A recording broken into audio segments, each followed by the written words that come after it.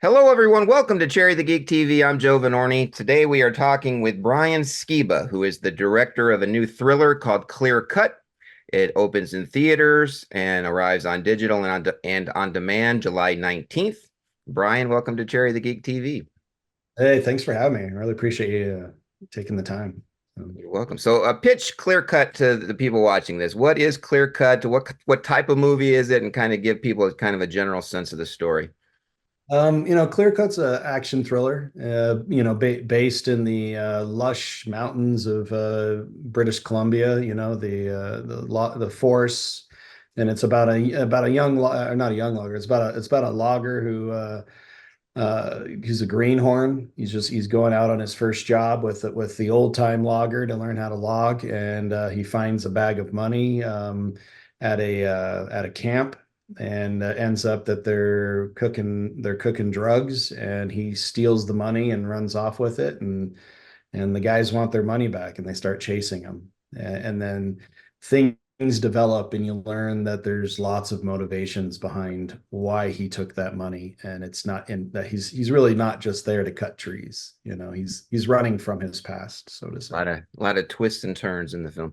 What was it about this story of Clear Cut that attracted you to the project?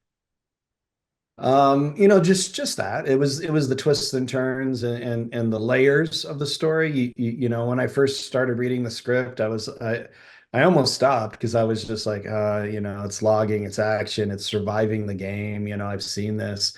And then I started getting to the flashbacks, and I'm not one to use flashbacks in storytelling, and it's not my favorite device, but it really worked. And all of a sudden I was like, wait a minute, there's something else here. And then you get to the end and you're like, oh wow, that was a pretty cool ride. And so and the way that Joe structured the storytelling was pretty cool too. It was a little, I don't say it's unique, but it's not done too often. And so it's pretty fun. Clive Standen stars in your film as Jack. Who is Jack? What's his story, and what are the qualities that Clive Standen has that made you go, "Oh yes, this is the guy. This is Jack." Jack is tragic. He's a tragically flawed character. He's on a path for revenge. He's definitely digging two graves. He's one for himself and one for the guy he's putting in it.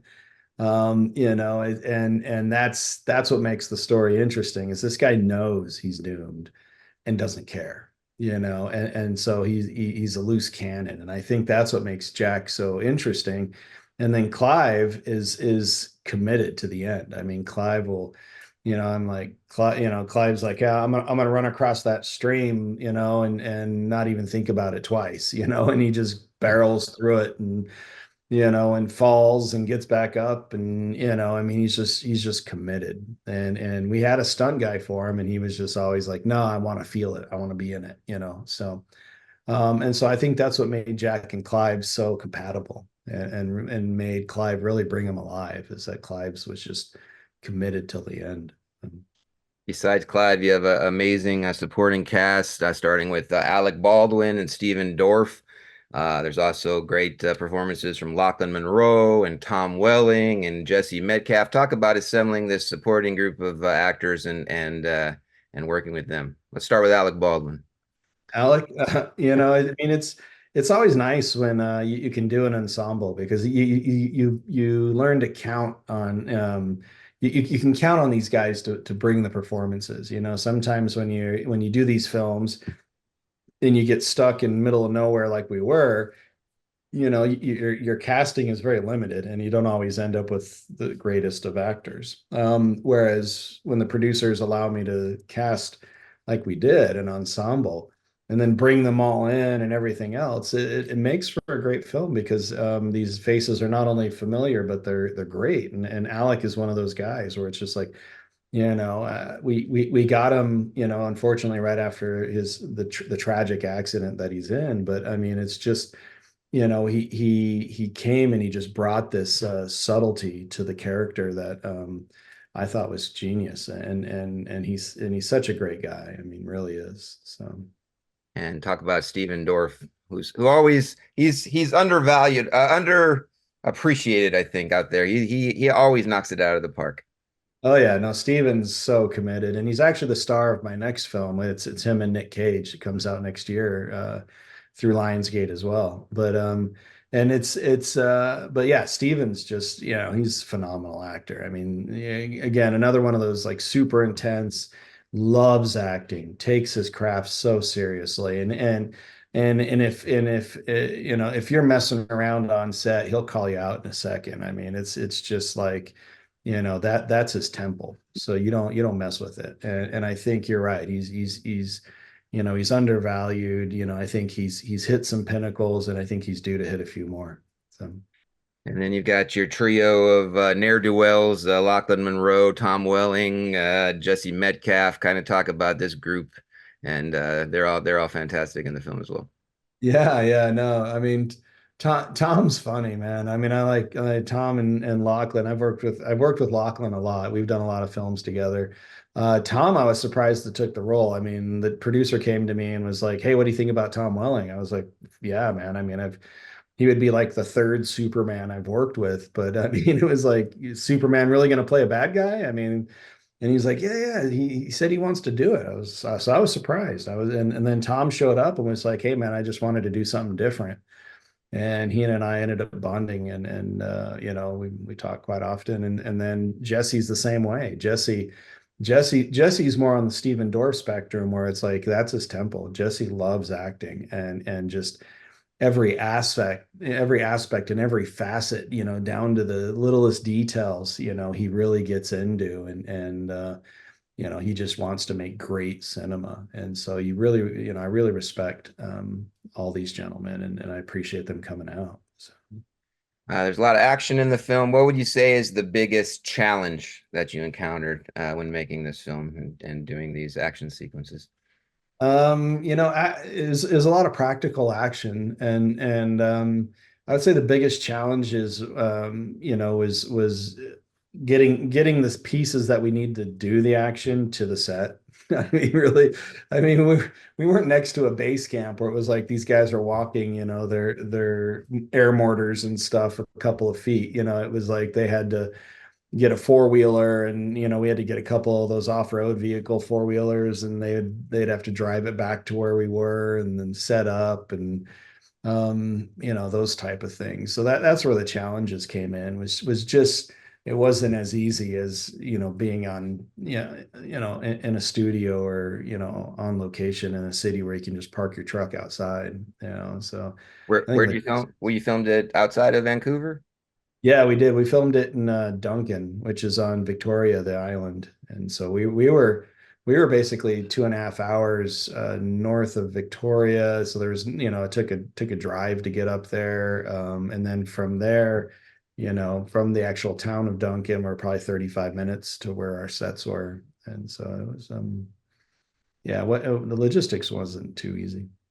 But you have a lot of incredible shots, right? Beautiful shots of mountains and trees and wilderness. It's kind of a trade-off, right? It's kind of a challenge to get out there, but once you're out there, you're able to get some amazing footage.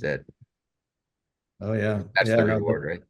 that's the reward. That's the reward. You get out there and you're in this beautiful place that's got an amazing vibe, and yeah, that was the reward. So, I'm curious, what are your favorite action movies? What were your action movie influences growing up? And did any of those influences influence your work in Clear Cut?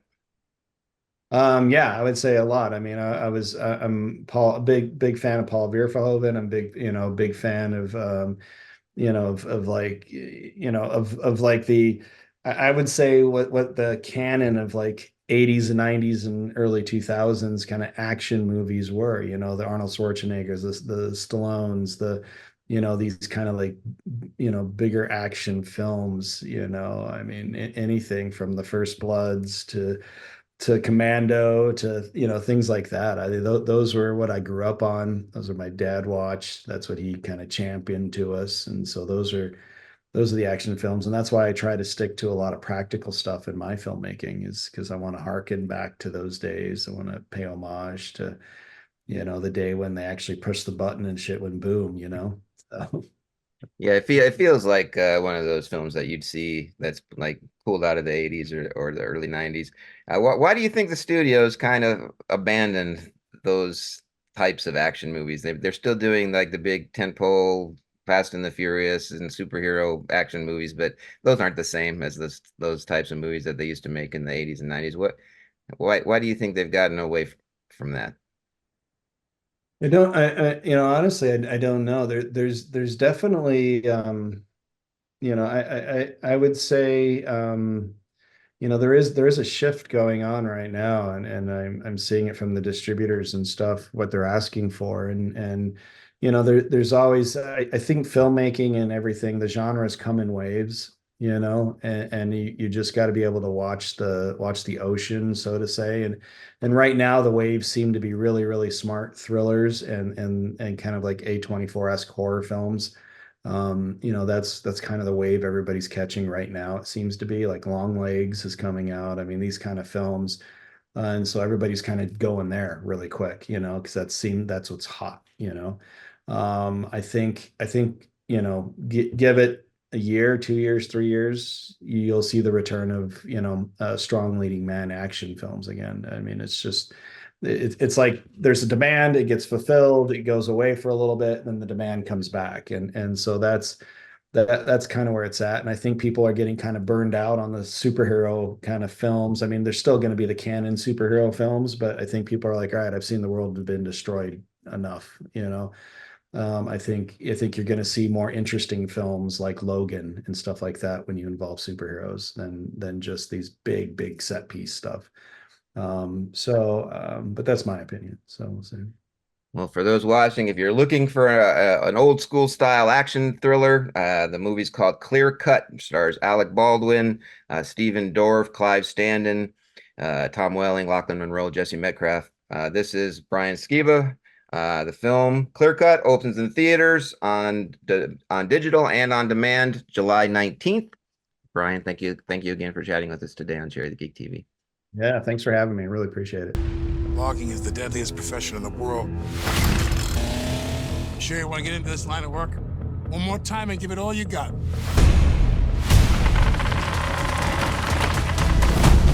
It sounds perfect. Ready to work? I had a greenhorn like he was before. Couldn't make it through his first day without screwing up.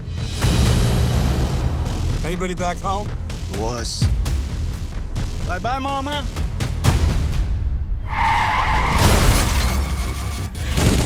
Get down, sweetheart! Run!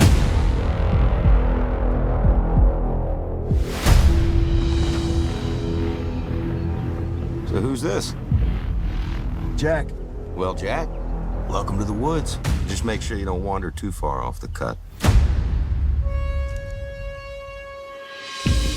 What about the cut? He's on schedule. So I'll see you next week.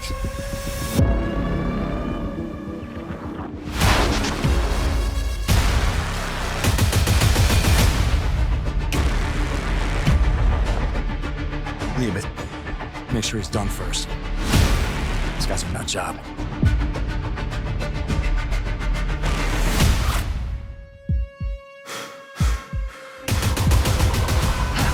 Hey! Hey! He took the money!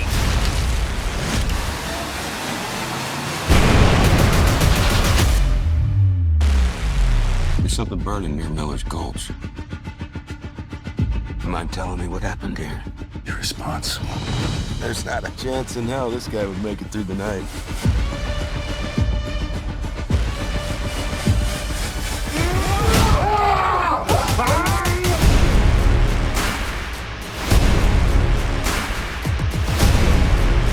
That DEA snitch cost me millions. I put a hit on you. You're in the wilderness out here. Get lost in nature? You possibly die.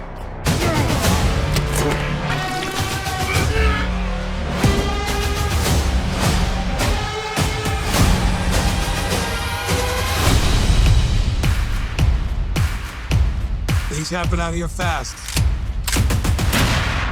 When they do, people die.